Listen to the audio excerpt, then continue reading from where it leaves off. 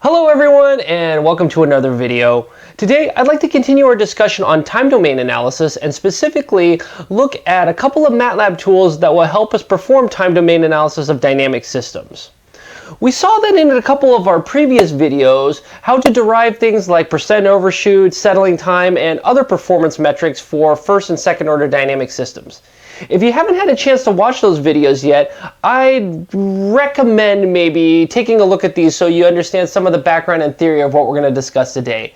But I wouldn't call this required because actually the purpose of today is actually to introduce some computational tools that you can bring to bear so you don't actually need all of the explicit knowledge and theory and background here when tackling these types of problems. So we're going to spend the majority of our time actually over in Matlab here, but I wanted to start today on the whiteboard to introduce an example of a second order dynamic system that we're going to use as a concrete example for this analysis, as well as build on for future videos. So let's go ahead and just get started real quick and talk about this example system. And it's a variation on the theme of the mass spring damper that we've been looking at in the past here. The only difference here is we're just going to make this a little bit slightly different here just to make the analysis easier for future discussions here. But again, it's going to end up being you can see a mass spring damper here. So the way this system is set up here is you've got a mass attached to this rod here on the end through a spring K here. And what we're going to actually use as the control input is actually you get to specify the position of this left-hand rod. So this could almost be like a handle here, and you've got this little spring on the end of it, and we directly control the exact position of this far end here, of this rod here, okay? Now, this entire system here is immersed in a viscous fluid. And let's say this has got a damping coefficient of B here. Right? So you can think about this whole system is like in a big vat of oil or honey or something like that, depending on what this coefficient B is. Okay, so here's the physical system I want to analyze. Let's go ahead and just get equations of motions for this thing. Okay, so equations of motion, as you can probably imagine, this is just Newton's second law. So mass times acceleration is equal to sum of all the forces. So the first force that's on this is the spring force here. And the spring force is the spring constant times the deflection or the elongation, which is, you can see, it's the position of the left rod minus, oh, I'm sorry. And we should have mentioned here that we are going to be measuring the position of this like such here. So positive x is the deflection from equilibrium here. Okay, so here, again, elongation of the spring, it's the position of the left rod minus the position of the mass, right? Here's a spring force, and then you have a retarding force due to the viscous fluid here, like such, right? Okay, so you know what? Solve this thing here with a little bit of algebra. I'll skip some steps here, but you could rewrite this thing as just b over m times x dot of t plus k over m x of t. Oh wait, I'm sorry. Whoops. I wanted to put all these together, right? Sorry. This should be plus sign here. I put all the x's on one side, and then I'm going to put the control input on the other side. Well, it's k over m u of t. Okay, so here's our second order differential equation. So again, you could go ahead and solve for this and get a transfer function, take the Laplace transform of both sides here, and neglect initial conditions. So this one here, if I take the Laplace transform,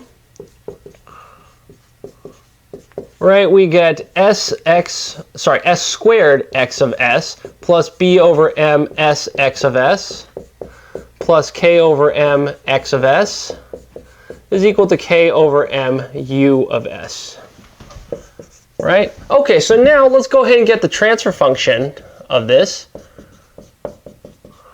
system here. So our transfer function g of s, which is going to be the output of the position over the input, which is the position of the left rod here, you could solve this thing and you would eventually get this thing to look like k over m all over s squared plus b over m s plus k over m. Okay? And now let's go ahead and write this in standard second order form.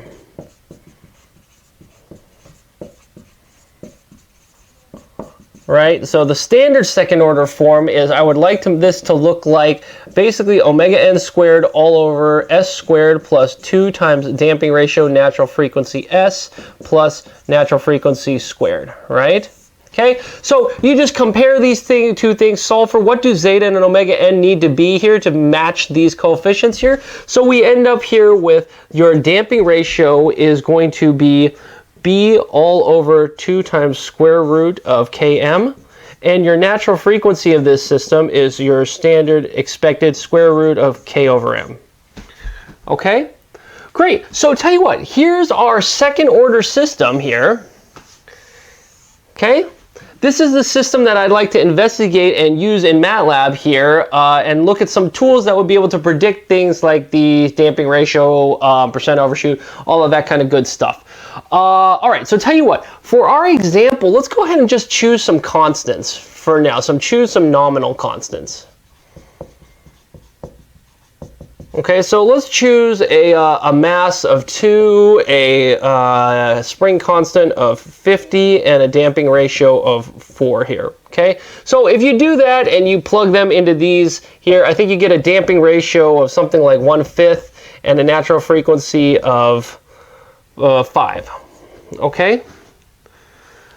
Okay, so the next things that we could maybe do here before we jump over to Matlab.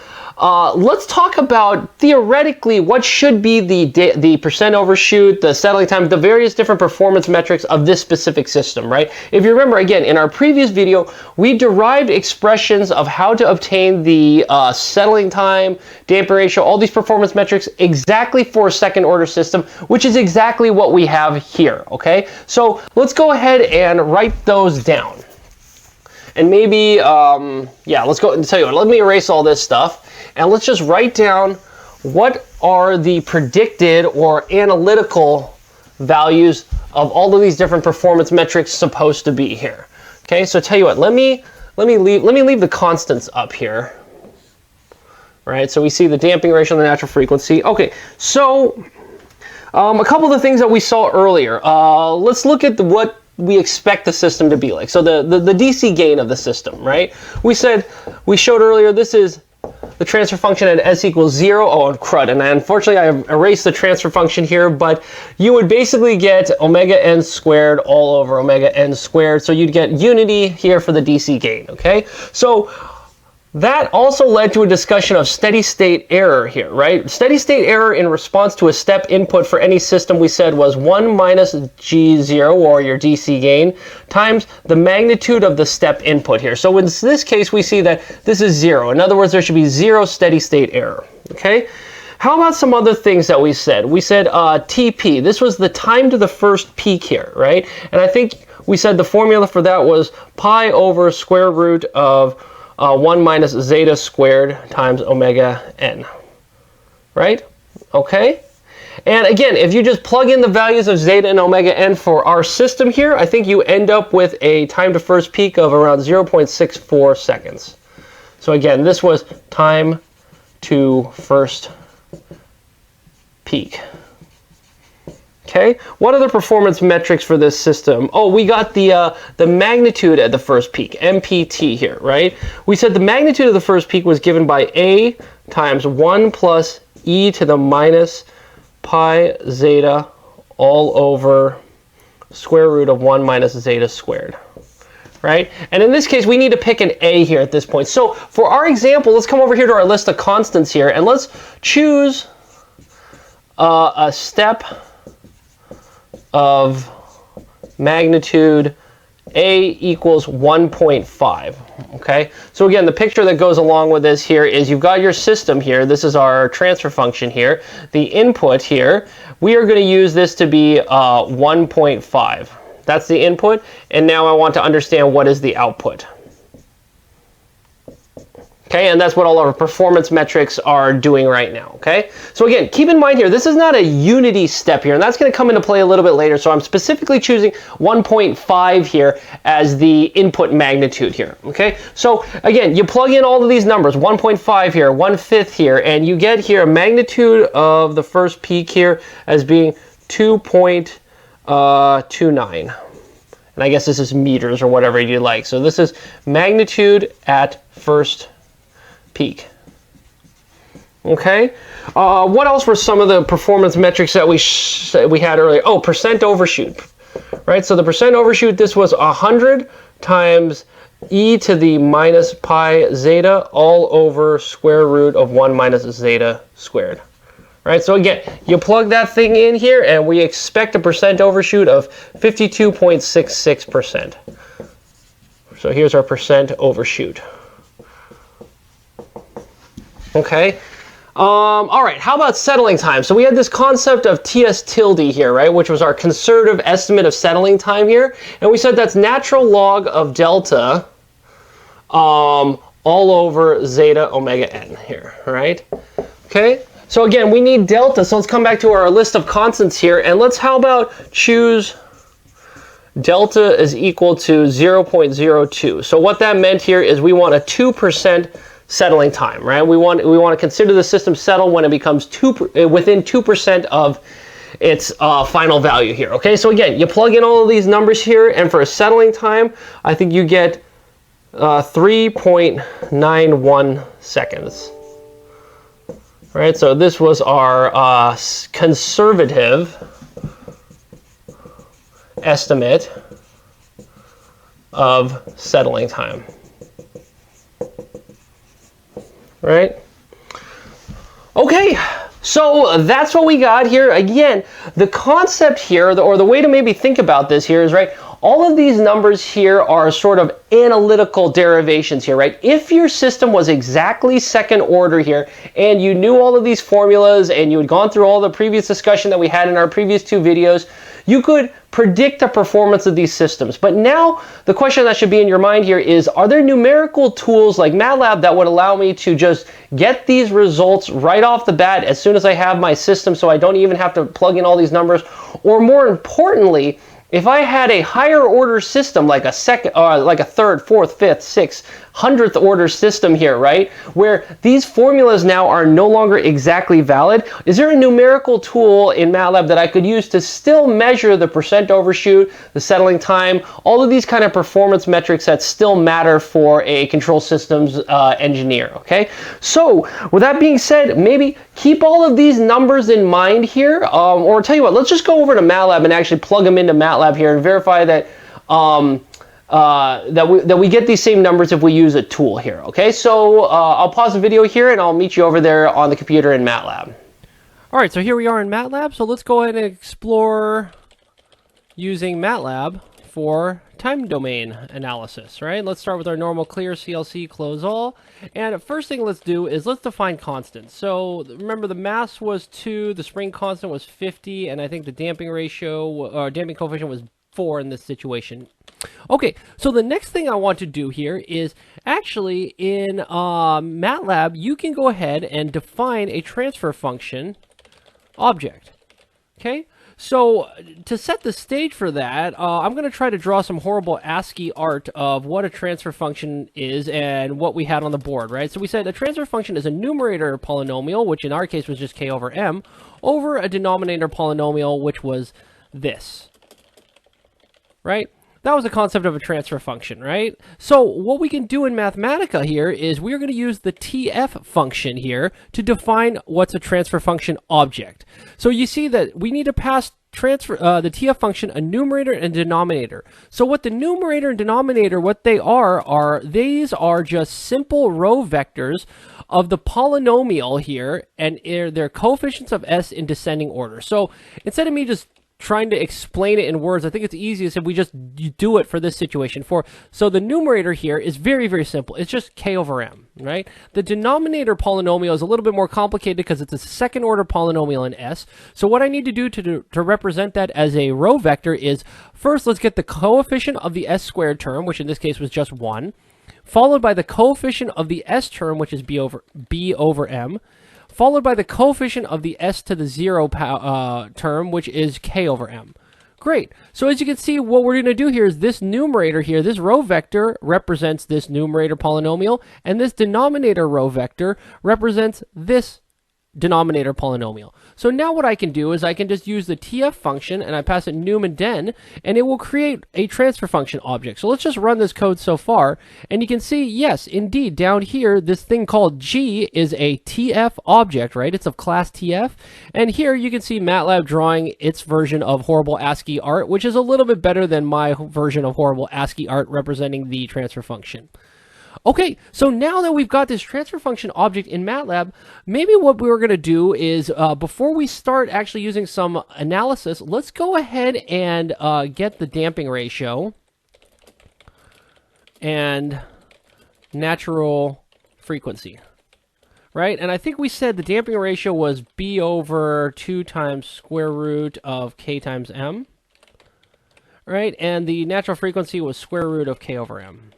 Okay, with this, what we can do is we can compute what we expect the performance metrics to be here, what we expect the time domain analysis to look like. So again, this is what we had on the board earlier, but I just want to do this here in Matlab just to get everything in one place so we can easily compare things without having to flip-flop between the whiteboard and Matlab. So again, let's go ahead and compute performance metrics based on second-order system assumption, which in our case is not really an assumption. It's exactly right here, right? We have a second order system here. So those values that we computed, namely the time to first peak, should exactly be pi over square root of 1 minus zeta squared times omega n, right? So this is time to first peak.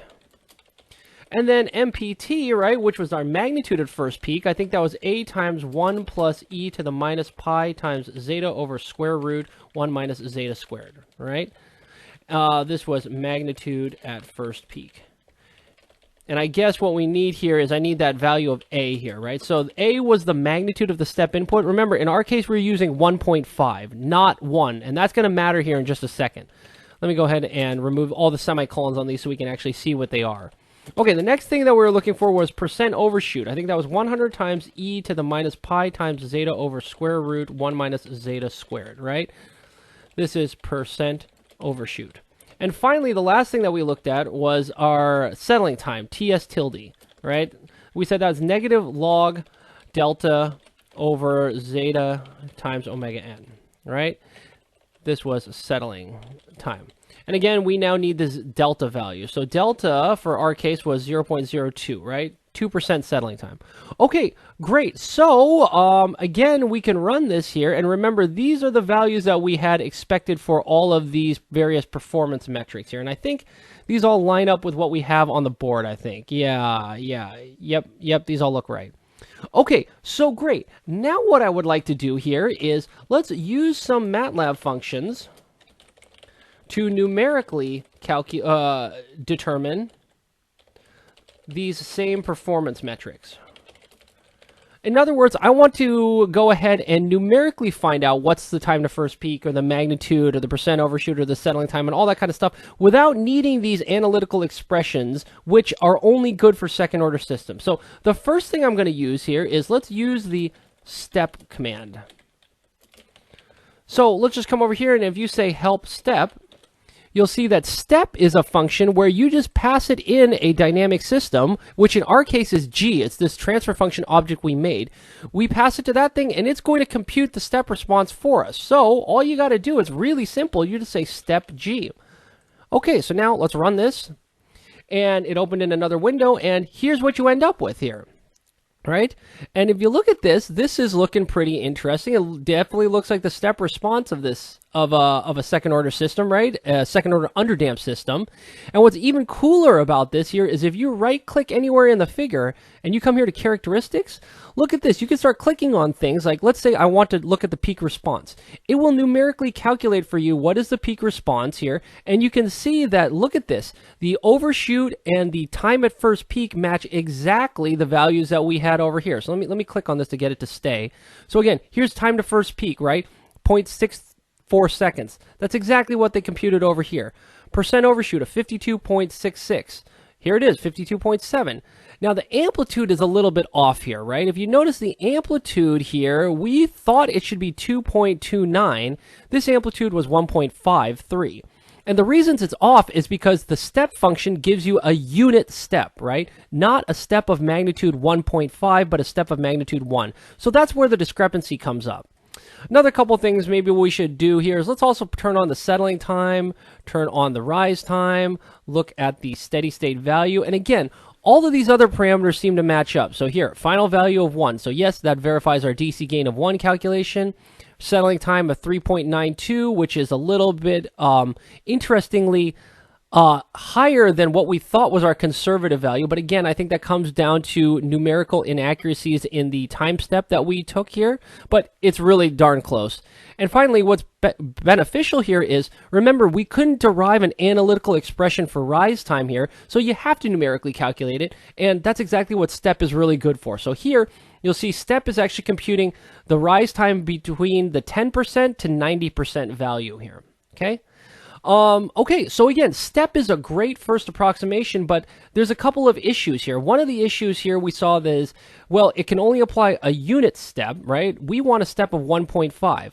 The other thing that we couldn't do is, what about a ramp input, right? Some of the things that we looked at in our previous videos was, how does the system respond to a ramp? Well, I can't easily numerically simulate this within Matlab. I mean, sure, you could bust out Simulink and have it do that, but we're trying to look at some tools that are all within just Matlab here. And finally, the last kind of deficiency here is, if you think about this, this is using a 2% for settling time, and it's using this 10% to 90% value for rise time. These are some default parameters. What if I wanted to look at something different, like 5% or 20% settling time, right? You would have to change something. So that brings us to our next discussion of the next function here that's going to be a little bit more versatile, and that's using the lsim command. Okay, so again, let's come over here and just say help lsim. And you'll see that lsim is, here it goes, simulate time response of a dynamic system to arbitrary inputs.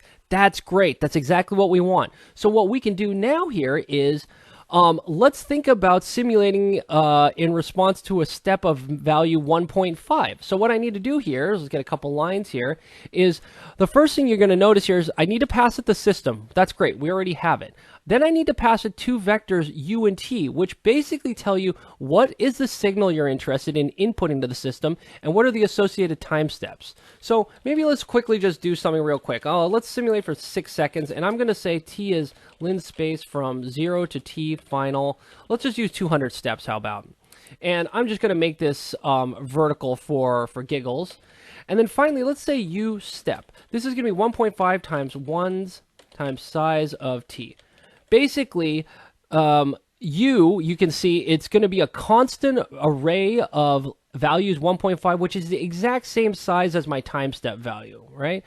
Okay, so what I can now do is use the lsim command here, and I will now simulate the system in response to a step of magnitude 1.5, not of magnitude 1. So again, if I run this code here and give it a second, here we go. Now, this is the result of that linear system simulation, and this looks a lot better here, right? If you notice, the peak is actually at exactly what we predicted. And again, this has some nice features here where if you right-click on this and you go characteristics, it still has peak response, but interestingly, notice that we can't see the settling time or the rise time or anything else. So this lsim command is a little bit better and also a little bit worse than the step command here, right? So here you can see here that, yeah, we nail the time to first peak as well as the amplitude of first peak using the lsim command. Now, where lsim really shines here is if you want to use something other than boring step input. So for example, we could do like a ramp. So why don't I compute another vector, which is a ramp input of, say, magnitude, I don't know, how about 5 times t, all right? So what you could easily do now is instead of doing an lsim for the step, I could also do this, right? So the first lsim is simulating a step input. The second lsim command is simulating a ramp input. So again, run this thing again, and here we go. Here's the second input here, right? And you can kind of see this looks pretty reasonable. You can see that I'm subjecting to the system to a ramp, and we see this thing approaching steady state here. Again, the one thing that's maybe a little bit bad here is, yeah, peak response doesn't seem to make any sense. You can't really compute steady state error, all that kind of thing, right? So again, lsim is a little bit more versatile, but you also lose some functionality. All right, so now that we've looked at two simple functions that let us perform some time domain analysis, let's look at our last one, which is kind of the most versatile one that I feel we can bring to bear on this problem here, and that's the linear system analyzer here. So again, you come over here and you say help linear system analyzer, and this is a pretty complicated and versatile app, actually. This is one of these things that Matlab is calling their apps. So what that means is there's a couple ways you can start this thing. Again, you could use it like another function, linear system analyzer G. You could pass it that. Or the other way you can do this here is if you come up here to the apps tab, and you hit this drop down, come here to control system design and analysis, and here it is, the linear system analyzer. If you click on this, what you end up with is, again, sorry, this pops up in another window for me here. I get this thing to pop up. Okay, so yeah, you see this, sure, hit close. What this is going to allow us to do here is do all of the things basically that step and lsim we're doing, plus a lot more at the same time here. So tell you what, instead of doing this here, you'll see that if you open it using the app toolbar here, it doesn't actually have a plant or a system that we're analyzing. So you would have to come in here and say file import and choose from the workspace this object G, which was our transfer function. And here you go, we're back to where we were. But I like to keep everything programmatic and in a script, so I'm going to start this all the way back from the script here. So let's just go ahead, again, run the script here, which will bring up our linear system analyzer here.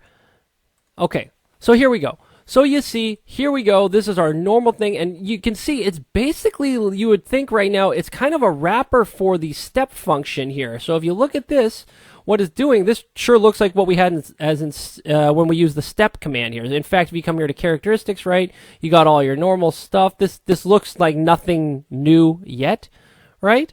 The thing that's a little bit more interesting about this linear system analyzer is that you can do a lot more. So it's a little bit more versatile. So for example, these 2% settling time here, right? That was what step used. Well, we can change that if we want. So for example, if you come in here to File, Toolbox Preferences, you'll get this window to show up, and you can change all sorts of things like this. So for example, coming here to the options, if I don't want 2% settling time, let's say I want 5% settling time.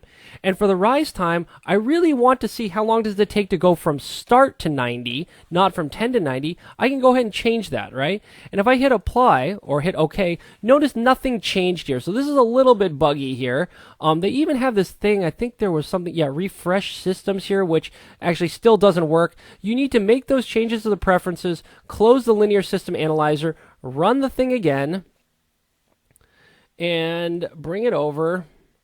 And now hopefully we should have those new preferences set. So for again, if I come here and say characteristics settling time, you see now we've got a 5% settling time, right? And a rise time, which starts from 0 all the way to 90. So again, it's a little bit more versatile than just plain old step here, right? Because you can start making some of these changes and customizations to your system here, right? So that's one definite advantage. The other definite advantage of this guy is that you can actually have multiple different types of analysis. If I come up here to edit and you say plot configurations, you'll notice here, instead of just having one, maybe what we can do is let's do 3 different kinds of analysis. So I can get a step response, I can get an impulse response, a linear simulation. Let's tell you what, let's change this. Let's make linear simulation the second thing. And then how about the magnitude of the Bode plot? This is something that's very common in control systems and dynamic systems. So I can say I want to do all 3 of these analyses at the same time. So if I hit OK, I think we're going to get a dialog pop up, because if you think about this long enough, this second plot, you're going to need a little bit more information, right? Just knowing the transfer function is not enough. I need to know what kind of inputs am I putting into this thing. So if I hit OK, I get this other window to pop up in the other screen. Sorry, I'll drag it over here. And you can see this is exactly what we were talking about. I need to define what are the input signals. So talk about the time samples. Well, luckily, look at this. I can just import this from the Matlab workspace. So I click on import. This thing pops up. And I'm just going to go ahead and find, where's T? I think we called it T, right? Here we go, T. Here, I'll hit import and close it. And now I need to go ahead and define the signals here. So again, let's just import this. So I'm going to click on import down here.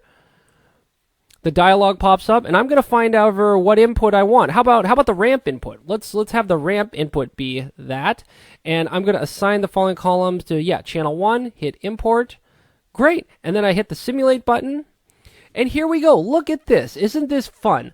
Now I have the unit step response on the top. I've got the response to a linear or to a ramp in the second input, and I've got the Bodhi plot here on the third input here. So again, the linear system analyzer will do everything kind of as a one-stop shop, and it's actually pretty powerful. You can do a lot more interesting analysis as well. So let's take a look at that real quick. So for example, what if I wanted to explore how changing the damping ratio affects the system dynamics? So what you could do here is actually, let's make 3 transfer functions, like a G1, a G2, and a G3 here. So a G1 here is just going to be the nominal case.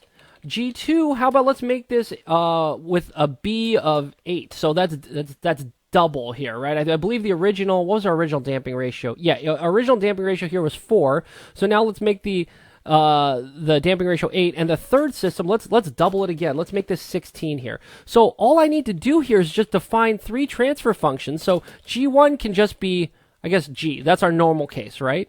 Now G2, actually what I need to do is come up with a numerator 2, which is the same numerator, and a denominator 2, which is actually the same denominator here, except I don't want to use the same damping ratio. I want to change this. Maybe let's make this like B2, and I'm going to say B2 is 8, right? And now I can make a second transfer function G2 using our good old friend TF. So this is num2 den2. Great, and let's do the exact same thing for G3 here for my third transfer function. Let's just go ahead and make this 16 here, right, for the damping ratio.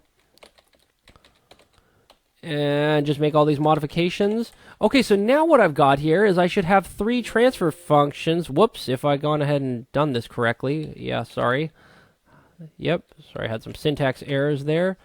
There we go. Let's try to run that. Great, so I've got, whoops, this is kind of running. G1 is our normal thing. G2 has higher damping ratio, and G3 has a damping ratio that's even higher. Wait a second, what happened here? Nope, sorry. Sorry, error. That should be a B3 on that side. Sorry, going too fast. Let's try this again. Run the code again.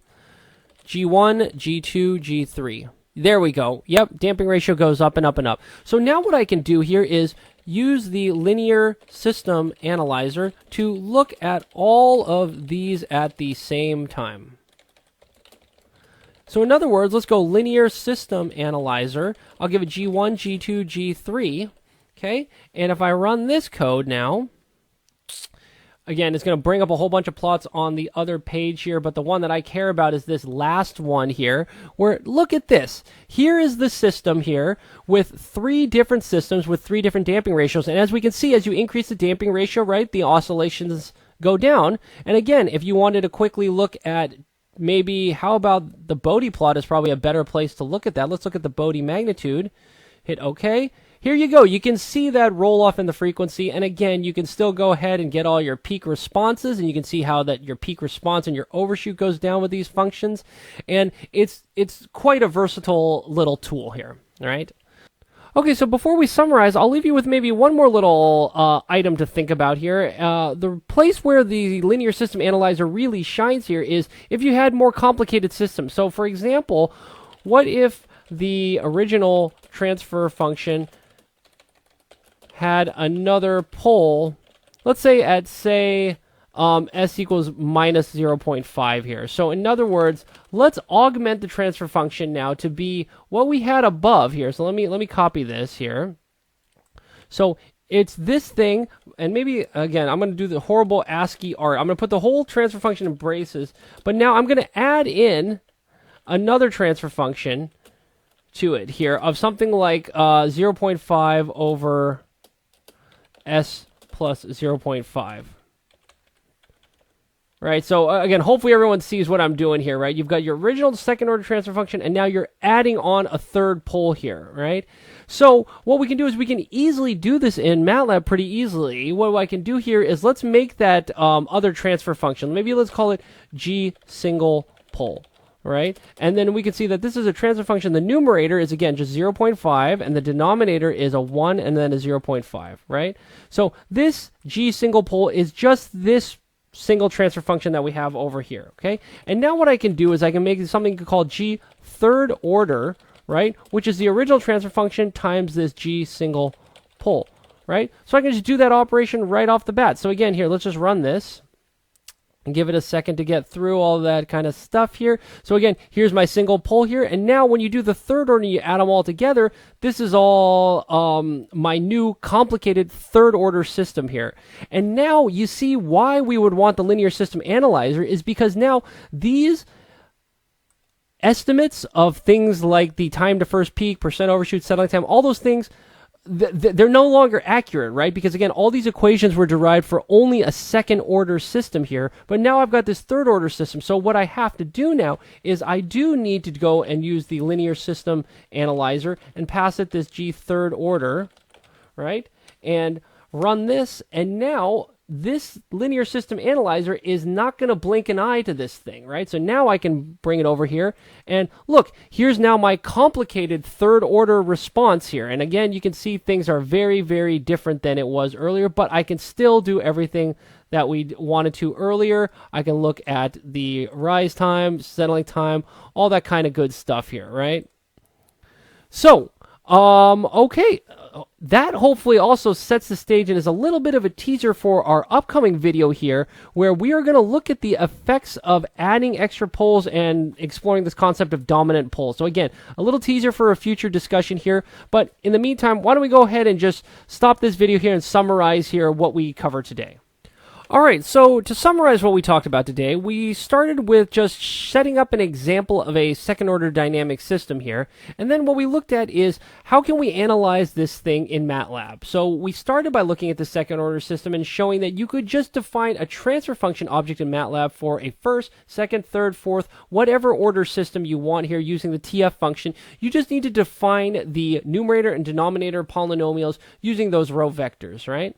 And then what we said is once you have this transfer function object in Matlab, if you wanted to do some very quick and dirty analysis, you could use the step command to examine the response of that system to a unit step input.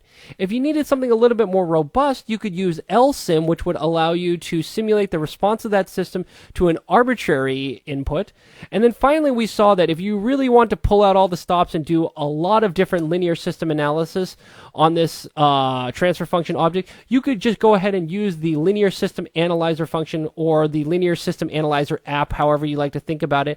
It's this one-stop shop for all of your analysis in one location here. And we saw that these numerical techniques were really powerful because they work for higher order systems. You're not limited to just having a second order system here. So, with that being said, I really hope you enjoyed the video. If you did, please like and subscribe to the channel here. It really helps me continue making these, and I hope to catch you at a future lecture. I'll talk to you later. Bye.